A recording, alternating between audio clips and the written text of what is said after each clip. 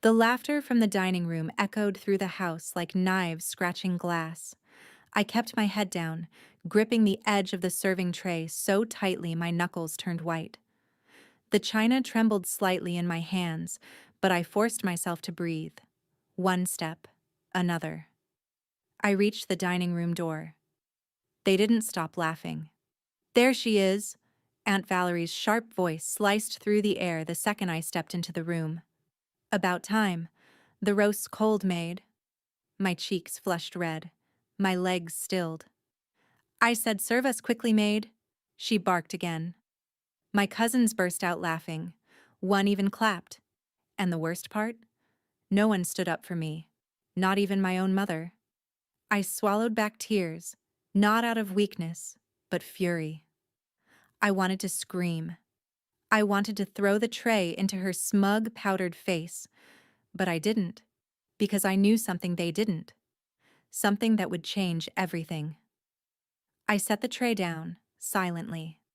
My aunt clicked her tongue and leaned over to whisper to her daughter, who snickered as if I were something foul in her teeth.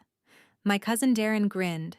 "Hey, maid," he said, loud enough for the whole table. "Can I get a refill? Or do you only serve failure?" Laughter erupted again. I glanced toward the main door. Any second now. "Honestly?" Valerie scoffed, swirling her wine like she owned the air in the room. "I don't even know why you invited her. She thinks she's one of us just because she... what? Lives off handouts?" That did it. My grip on the pitcher tightened. "You know what I think?" she went on, sipping like royalty. "We shouldn't let family like her eat at the same table. It lowers the standard. She's not one of us. She's just..." The front door clicked. My spine straightened. All heads turned. Heavy boots echoed through the marble floor like judgment. The air stiffened. The kind of quiet that comes before a storm. And then... he walked in. Tall, composed. Clean military lines in his decorated officer's uniform. The golden U.S. Army insignia glinting under the chandelier light. Every step was silent power. My husband. Captain Daniel Rourke. Their laughter? Gone. Like it had never happened. My aunt's mouth hung open. My cousin blinked. My mother stood up like she'd just seen a ghost. Daniel's eyes met mine. And then, he walked straight up to me, wrapped his arm gently around my waist, and kissed my forehead. The silence was deafening. He turned toward the table, gaze sweeping across every face like a commander before a firing squad. "Evening," he said calmly. "Hope my wife hasn't been treated like a servant again." Aunt Valerie stammered. I didn't..." "Oh, but you did," he cut in, his voice quiet, controlled, dangerous. I could feel their discomfort like heat rising in the room. None of them could look him in the eye, not even Darren, who suddenly found interest in his fork. "I wasn't aware of family dinners here involved. Humiliating women who've achieved more with less support than any of you ever have," he continued. "But that ends tonight." Valerie flushed. Her hands trembled. "Daniel, you misunderstand." "No, I understand perfectly." I watched as my mother sank into her chair, her lips pressed thin. My aunt stared at me like she was seeing me for the first time. "Now," Daniel added, "if you'll excuse us, we have better company to be with." He took my hand, and we walked out. But that wasn't the end. Not even close. Because what came after that door closed would shatter their perfect little world. As we walked out that front door, the night air hit my skin like freedom. But inside me, a storm was brewing. Daniel squeezed my hand gently as we moved toward the car. "You okay?" he asked, opening the passenger door for me. I nodded, slipping in, but my silence was thick, heavy. He knew what it meant. He'd seen this look on me before, years ago, when I was scrubbing floors to pay rent, eating dollar store soup for dinner, and still smiling while my family pretended I didn't exist. They'd looked down on me for leaving college to work. for helping Mom when Dad left, for doing what they never had the strength to do. And now, they laughed like I was beneath them, like I was invisible. But they didn't know how far I'd come, how much I'd built, and how little they mattered anymore. "Where are we going?" I asked quietly once the car pulled away. He glanced at me.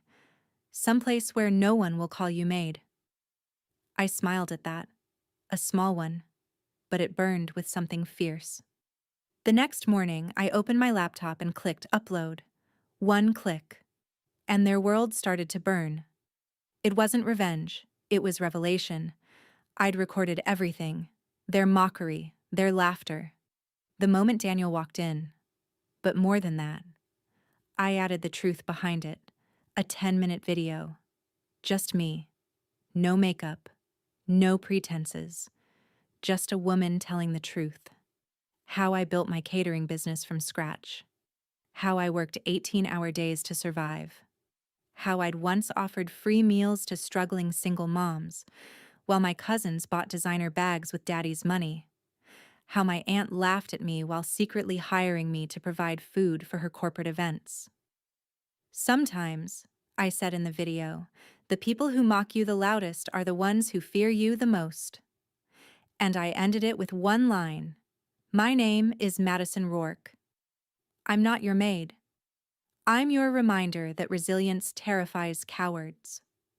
By evening, it had 1 million views. I turned off my phone after the 6th media outlet called asking for interviews. But what came next? That hit them where it hurt. 3 days later, I returned to the same house. But this time, I wasn't carrying trays. I was signing contracts. Daniel pulled up in his military SUV.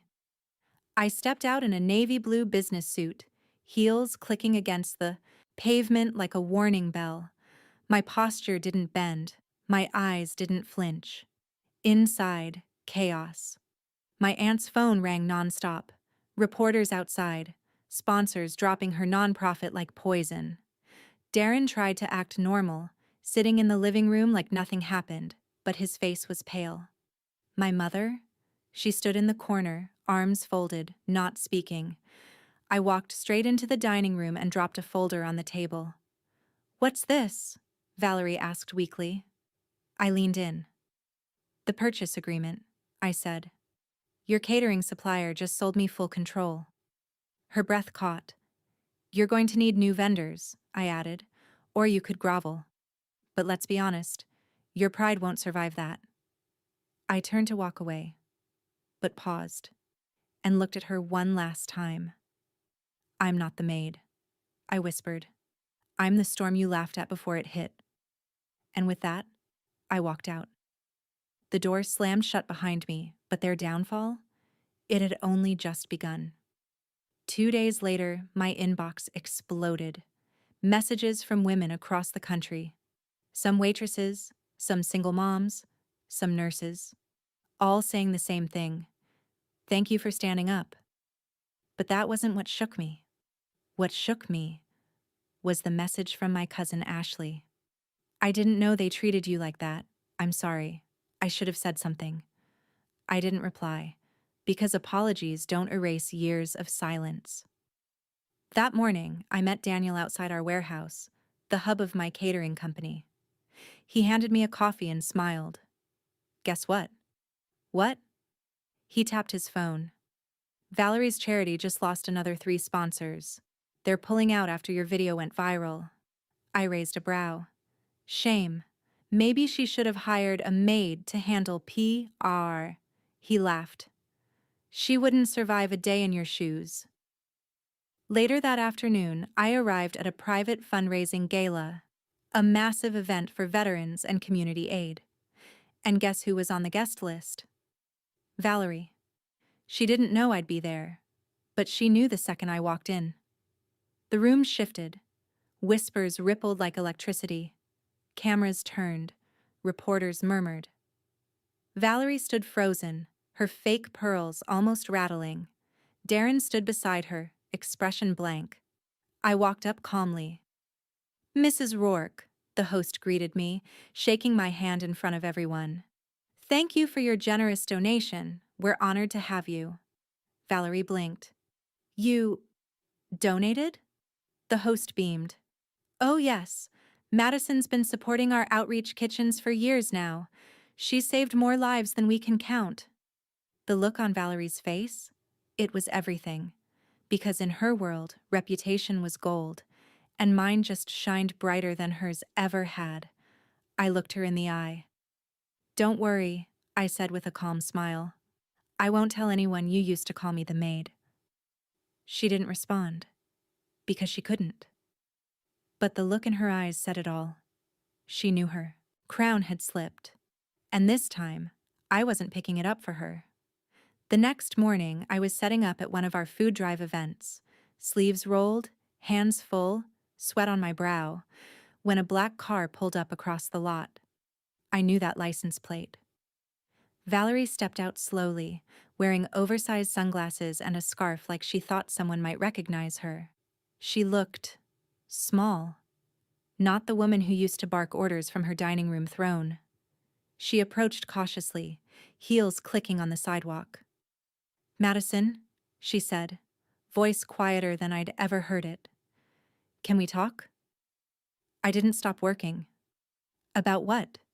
She hesitated. My sponsors are gone. My name's been dragged all over the internet. They're saying I run a toxic organization. I kept loading boxes. Sounds about right. I didn't mean it like that, she blurted. I was just joking. I looked up, slowly. You shouted at me, in front of everyone. That wasn't a joke, Valerie. That was cruelty in heels.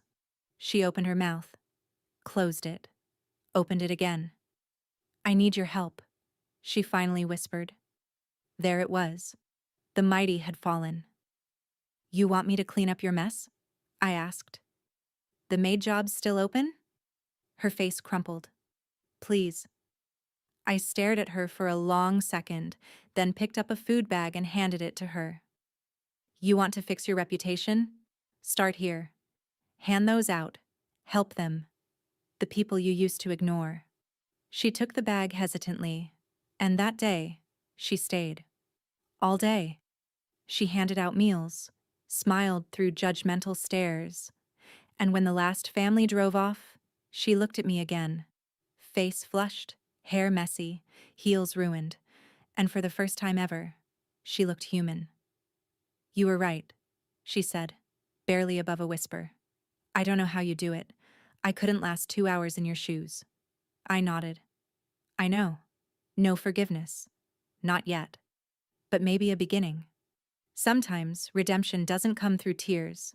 It comes through sweat, silence, and humility. A week passed, then another. I didn't hear from my family again until the invitation showed up. A fancy white envelope. My cousin Darren's engagement party. Gold lettering. Big names on the guest list. And one small note scribbled inside. Hope you'll come. Things haven't been the same without you. I showed it to Daniel. He smirked. You going? I shrugged. Should I? He leaned in, kissed my forehead. Only if you want them to see what real success looks like. So I went. But not in heels, not in glitter. I wore the same navy blue pantsuit from that day at the fundraiser. Clean, elegant, powerful. And I walked in with Daniel.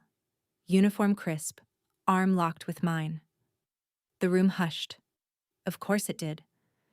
There I was, the girl they once mocked, the maid, walking in like she belonged. Because I did. Aunt Valerie approached. Not smug, not bitter. Software. Madison, she said quietly. You look strong. I am, I replied simply. Darren came up next, sheepish grin on his face. Hey, look, about before. Don't, I cut in. I didn't come for apologies. He nodded quickly. Right. Of course. They didn't know what to do with me now, because when someone rises without their help, it threatens everything they believe in. Daniel stood beside me, calm as ever. People whispered. Some tried to smile, some stared, but I didn't care. I stood tall. Not to prove them wrong anymore, but because I'd finally stopped shrinking for people who never saw me clearly. As we were leaving, I passed by the same dining table they once laughed around. The memory still stung. But this time, I smiled. Because they knew now. I wasn't the maid. I was the storm that rebuilt herself. And nothing about me would ever be ignored again.